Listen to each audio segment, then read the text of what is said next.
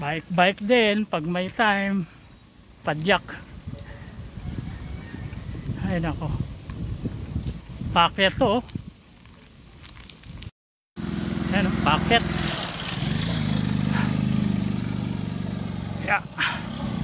Medyo matigas sa paa. Padyak. Fuh.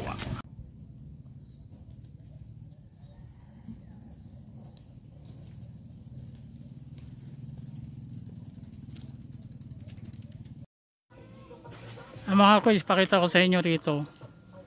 Yan, overlooking din dito. Yan. Yan. Ito yung pinagbabaykan natin, isa sa iniikot natin dito sa Norsagaray.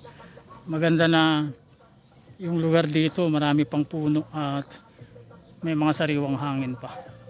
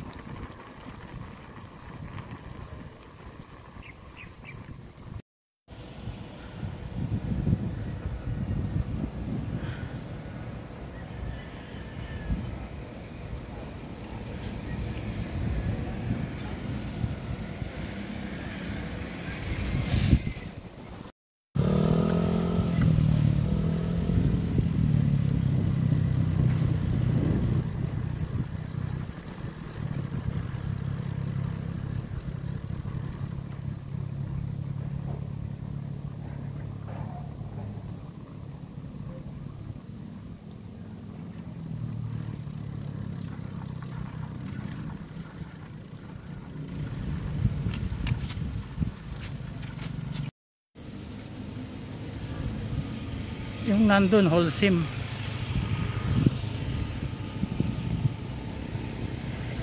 Tapos ito naman, yan, Republic Cement.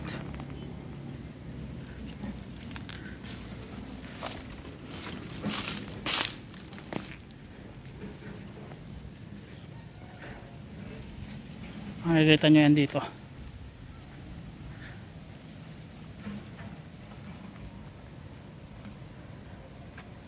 Ayun.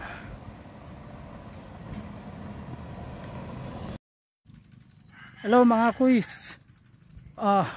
Pauwi na tayo ngayon. Galing tayo sa cycling exercise.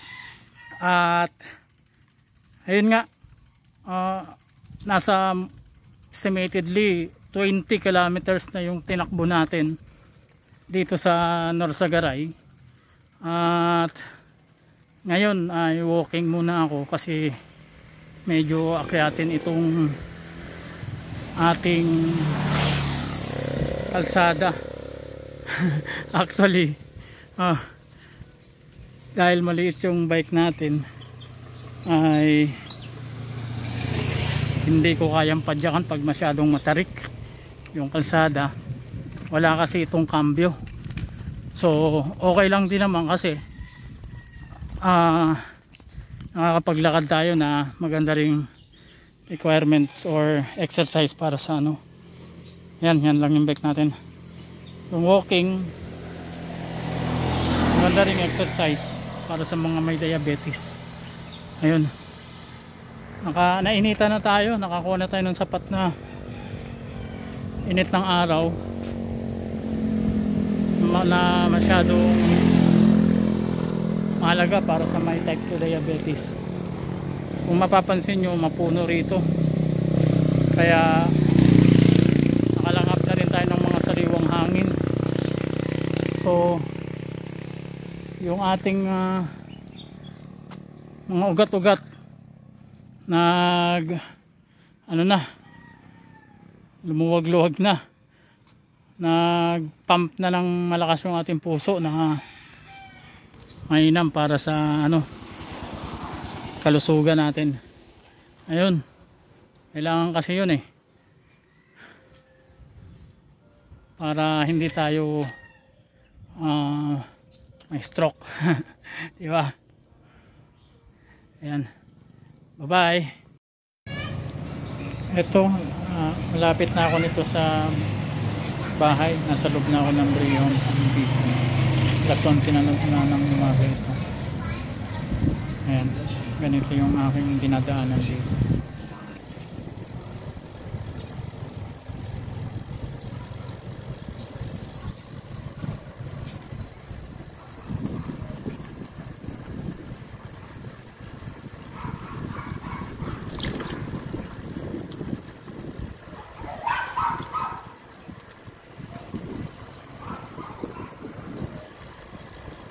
Biglang pumasok ang ilang nakamaskar na lalaki sa loob ng bahay.